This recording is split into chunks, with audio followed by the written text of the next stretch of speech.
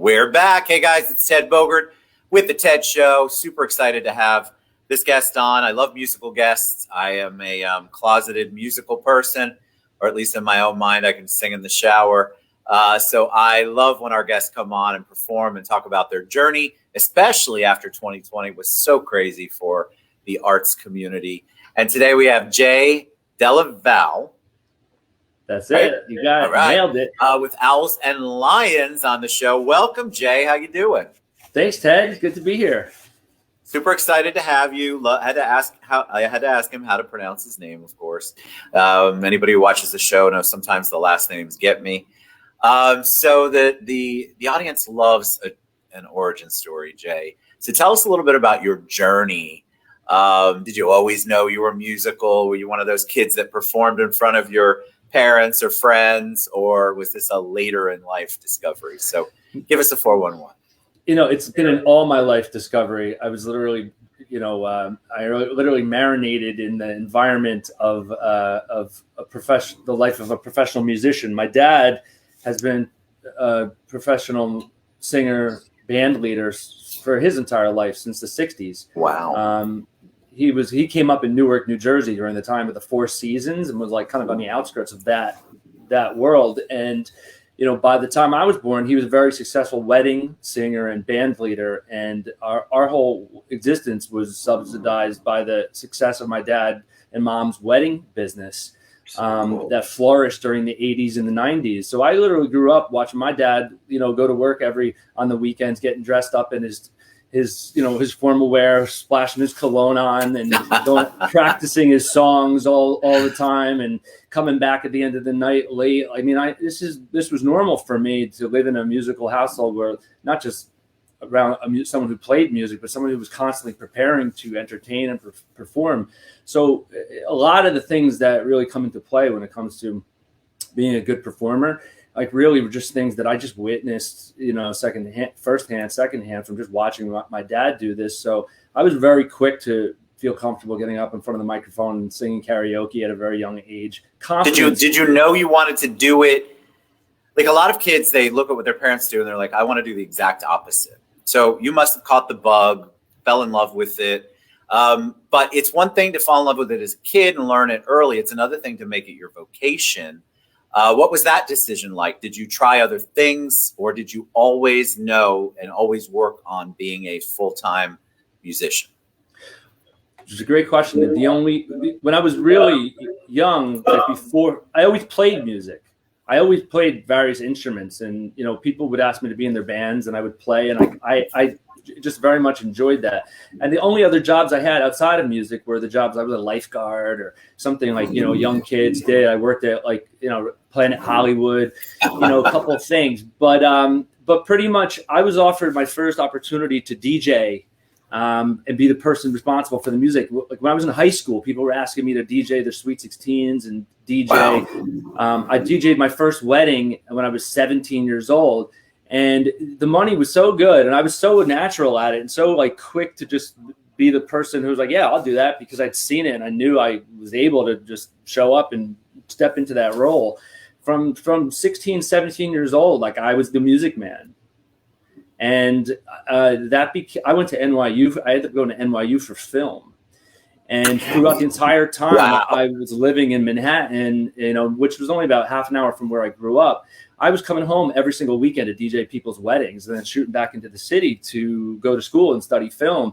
So I was simultaneously pursuing a career in film and acting, and also gigging as a musician and a DJ for weddings, and somehow harnessing all this my musical and entertaining abilities to kind of create, just pull in income and kind of create this adventure, which led me all over the place. But all the while I was fully subsidized. My lifestyle was fully subsidized by my musical and entertaining talents. That's a blessing, because a lot of people have the talent. Some maybe don't have the talent, but they have the drive. And it isn't always necessarily just because you're an amazingly gifted musician doesn't mean you get work, or that you know how to work it in the business world, because there's an entire side of the business that is not just performing. You've got to book gigs, and you've got to record and collaborate. And So it's one thing to love music, it's another thing to love everything around it, which it sounds like you do, and you've got an ear for it. What'd your parents say when you said, this is what I want to do? I never really said that. I just kind of fell into it. It was just one of those things. Like I just, to be honest with you, I wasn't even thinking I wanted to do music solely. People would always ask me, what do you want to do more, act or do music? And I would be like, I don't know. It's like asking me which kid I love more. Like both of them. Like what kind of opportunities are you offering? Like, it's funny because what started to happen was I started to be offering opportunities that were both. I would start to get the kind of acting opportunities that I was playing like singers or good actor, parts that required you to play the guitar. Like that became my niche as an actor. And I eventually did films that, where I played like the rock star, or I played the singer, the band. I'm like, wow, this started to happen. After a decade of just trying to find my, like that special niche and like which to kind of market myself and my abilities. But to this day, I mean, now I'm focused more on the music thing, and it's been, a choice to do that. But back then it was like all about just opportunities to just grow and to play in front of people and just like really, showing up for anything when people, it's all about showing up and just putting yourself out there and not asking yourself those questions. Well, what if I did this? Or what if I can't do this? Or you're asking somebody just yes. Yeah, like you need some entertainment, like you need someone to take that responsibility, like, sure, what do you have in mind? And I had a couple of different ways I could kind of satisfy those needs for people, and I just put myself out there constantly. And where did Owls and Lions come in? What was the impetus behind that? How did that get developed? Well, I was playing many different bands since high school and into college. And like after that, about 2001, 2003, I started writing and recording my own music and playing with my own rock band. And we were touring and doing that whole thing. And it was fun. And, we kind of spent my whole 20s doing that.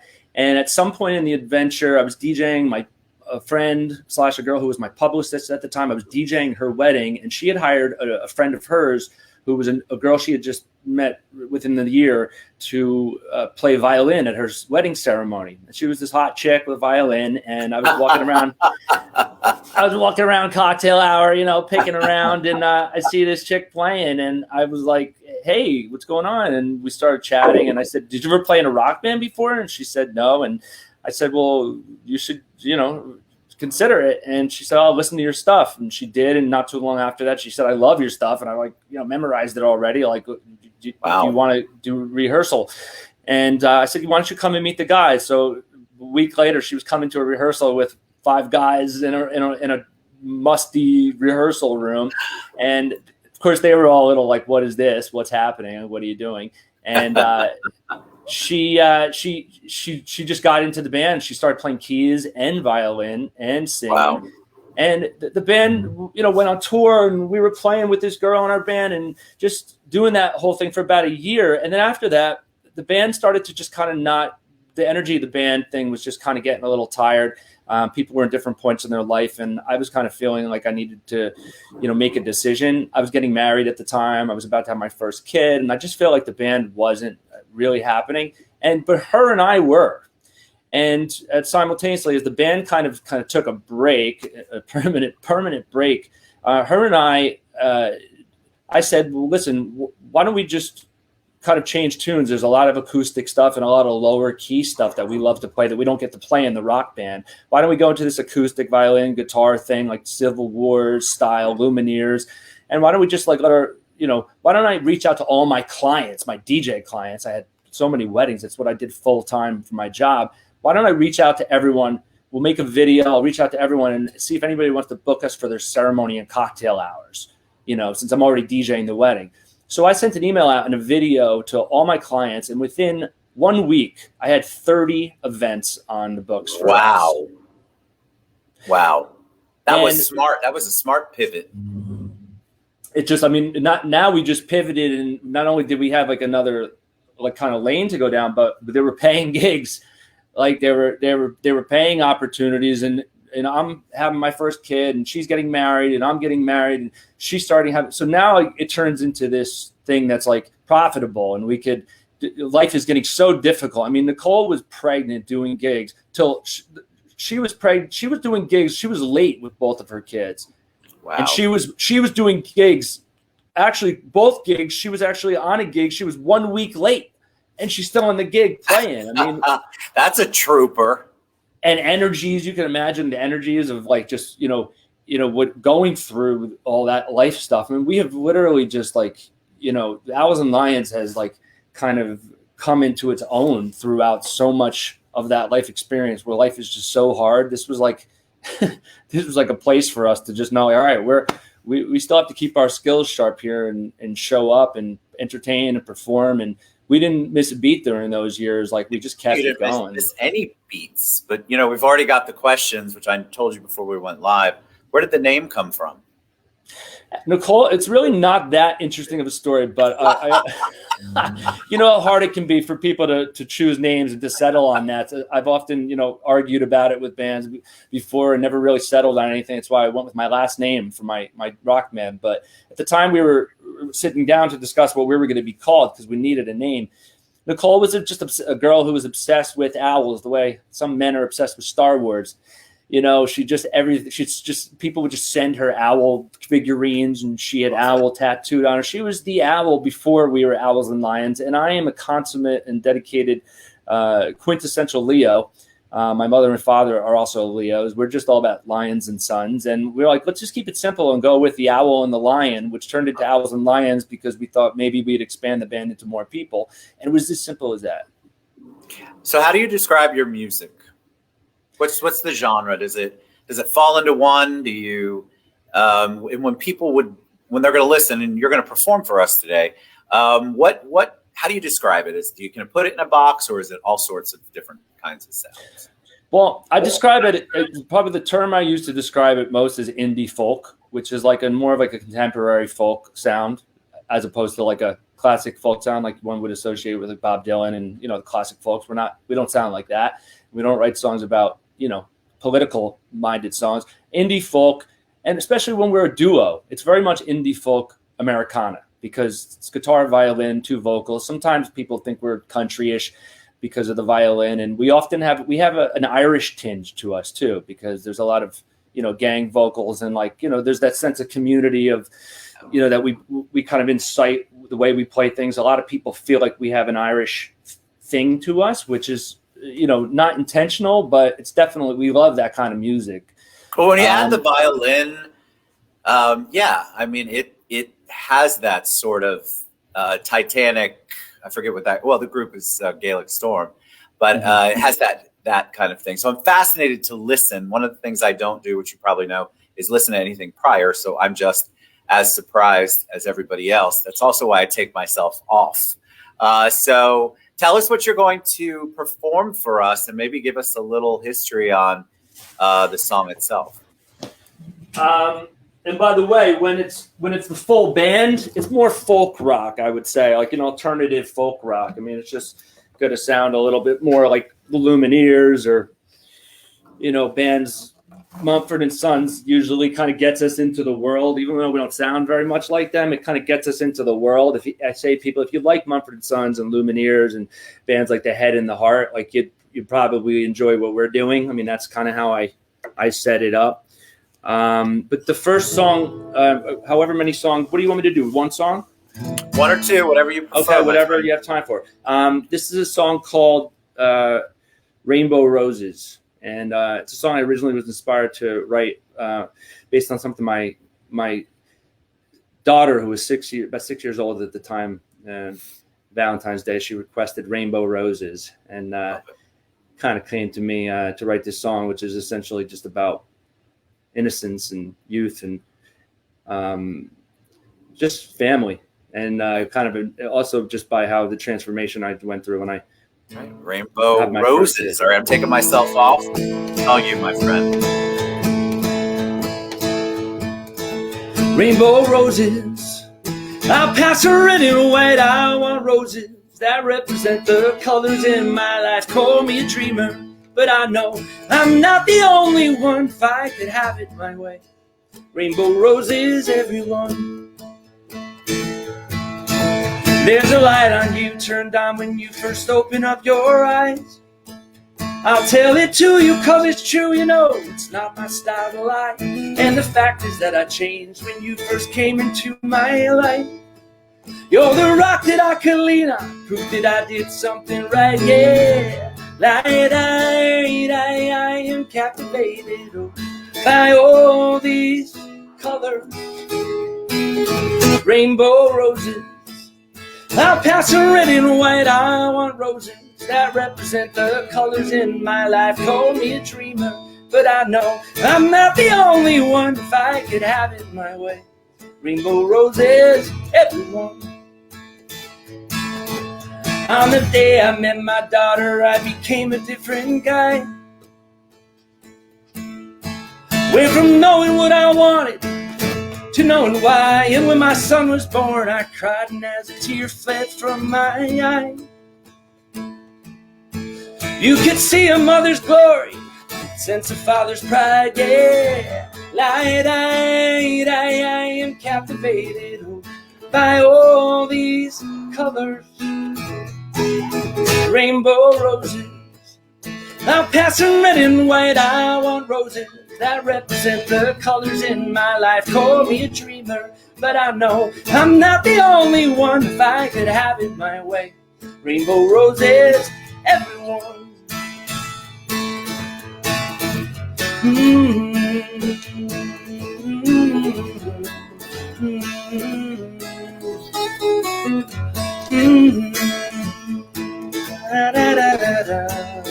That's the violin right there. Now here we are, now 6 years later, and I've never been so high. And I've never let this raging fire die. Thanks to all the rainbow roses in my life. Da da da da da da da. Da da da da da da da. Da da da da da da da. Da da da da da da da. Hey. Not what I expected at all. I loved it. And you know, I think when you say indie rock, I'm thinking, all right, I'm going to be mellow. I'm going to be super mellow right now. But that song made me happy. It made me smile. What was your daughter's reaction to that? My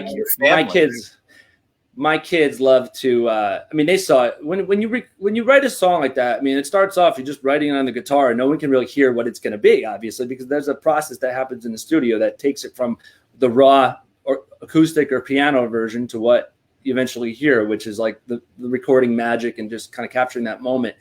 And once it had everything in it, I mean, it just really lifted the experience. My kids listen to that song, dance around. They love the part where I talk about them.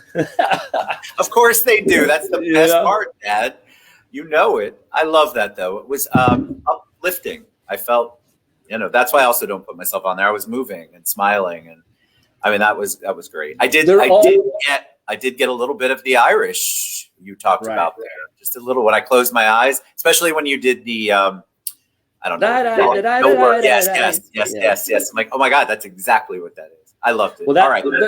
They're all uplifting like that. There's only one on the EP, like the last album we did, that's kind of rooted in conflict that it resolves, but it's like there's only one that kind of is not so happy. I think that it's the emotional part, and when you tell the story like you shared, the impetus behind it, the origin, where you came up with it, why you wanted to, I think that just adds so many awesome layers to a song when you perform, because then you know where the heart of it was.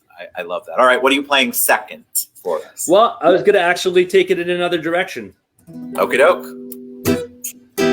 You heard the happy one, and I'm not going to say that this song isn't happy, because it does resolve. It ends up in a happy place. But let me take you on a little ride. I hear you, I'm listening, I'm trying to get back to giving you all my attention, but I can't, I'm stuck in the tension. It's time we make a decision. Who's right? Who's gonna give it? I'm innocent, singing my songs. You're a victim, you never do wrong. Don't take the bait, baby, take the high road. 'Cause you know the low road won't get you where you wanna go. Sometimes it takes just a little patience, and that's better than frustration. How's that for free education?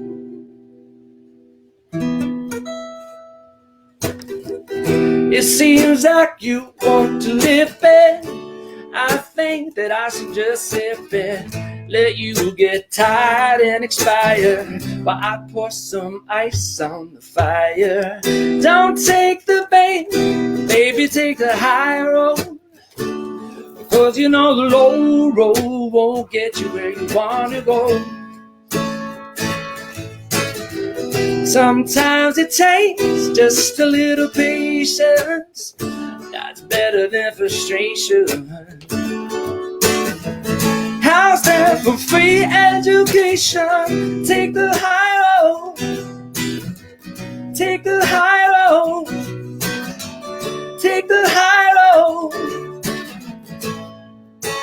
Take it where you wanna go. Take the high road. Take the high road. Take the high road. Take it where you wanna go. It seems like you are afflicted, flat out hardcore addicted to thinking you got no issues. But I guess I lucked out, I found you. Don't take the bait, baby, take the high road. 'Cause you know the low road won't get you where you wanna go. Sometimes it takes just a little patience, that's better than frustration. How's that for free education? Take the high road. Take the high road. Take the high road. Take it where you wanna go. Take the high road. Take the high road. Take the high road. Take it where you wanna go. Completely different to me. I loved it. Very late. I'm an old person, so late 90s. That whole vibe. Just the storyteller is what, very storyteller oriented, which I loved. Why that song? What was who needed to take the high road? Oh, it's funny because my wife was really pissed off when I first wrote that song. And then it became her favorite song. Man, if that's about her, you are in trouble. I had to tell her. I said, babe, maybe it starts with a little conflict that we're having, but then I got to take it all the way and start drawing on conflict I have in other parts of my life. It's not all about you, but it's the concept that snagged me, because one, there weren't any songs really, big songs called "Take the High Road." I said there needs to be a song first of all called "Take the High Road," because I say this, it's too important of a title to not have a good song behind it, and it could be applied. I like the what's the word? That it can be applied to so many different situations. Universal. Yeah, taking the high road, like biting your lip, like just taking the high road in not just your marriage, but in any relationship where you're like, you know what? Okay, I'm just going to just not go in that direction with this, because that's going to lead to discomfort and pain and a lot of things that none of us wants to go through. I'm going to just take the high road here. And I don't have to explain to you what it means, but that's the idea behind it. And it is fueled by that very thing for me, but it's important to recognize the arc of it, because it starts off in that conflict, and as you see, and as it's also exemplified best in the animated music video which we made for it, because I didn't feel like I could do it justice without kind of being able to kind of do the video we made, where you see it start off in conflict and you see it end up in such a higher place you can have ever been because the high road was taken. You have two people standing on a mountaintop holding hands after all they've been through and after all they've, after the, it's the calm after the storm type thing, I loved it. I absolutely loved it. All right. Tell them, before we run out of time, tell them the best way to reach you, learn more about your music, performance, all of that good stuff. How can they reach out to you and find you guys? Look, if you guys liked what you saw and you want to, know more, listen to more, you can always listen to our music on Spotify, iTunes, wherever. Please follow us on Spotify if you do. But the best place to kind of like get in with us and connect and really get the most from us is our private Facebook page, our Hoot and Roar Facebook page. Hopefully Ted can link to it in the show notes. But we're so present on that for anybody who like just finds out about us and like wants to kind of like, be in our world. We post things there first. We do special deals on merch. We let everybody know about everything that we're going to do. It all starts with the Facebook group page. Then it goes to Instagram. Of course, all our videos are on YouTube. But really, like the base place for us is the Facebook group page. And that's where I send people who are really interested in just following us. So. Love it. All right. You're amazing. Please come back anytime. You got a new release. You want to talk about anything. I said, Nicole couldn't be here today because she had some issues. She had to watch her kids and stuff, but she regrets being here. And if you thought I was good, you would love us even more if you saw her here because she just brings so much to the table with her beautiful voice and violin. So you have to come back for that then for sure. Thank you, Ted. I appreciate the time. Thank you so much, Jay. That was so good. Unexpected. Again, because I don't do any real research. I don't like to listen before. I like to be surprised. And it was so pleasantly surprising. It was not that I looked at you and thought, oh God, he can't sing. But it's, you just never know what the music's going to sound like when somebody performs live. And I also love your jacket, by the way, because I am a jacket person. Very nice. All right. You guys go reach out, owlsandlions.com, but you can also find them on their Facebook page, which we tagged. We'll tag again. And this video is on all of the platforms right now. So reach out and support our artists. 2020 was a crazy year, and everybody's trying to come back in 2021. And so artists like Jay and Nicole, we want to get behind them and support them so that they can continue to bring us music that brings joy to our lives. Thank you, Jay. Talk to you soon, guys. Thank you, Ted.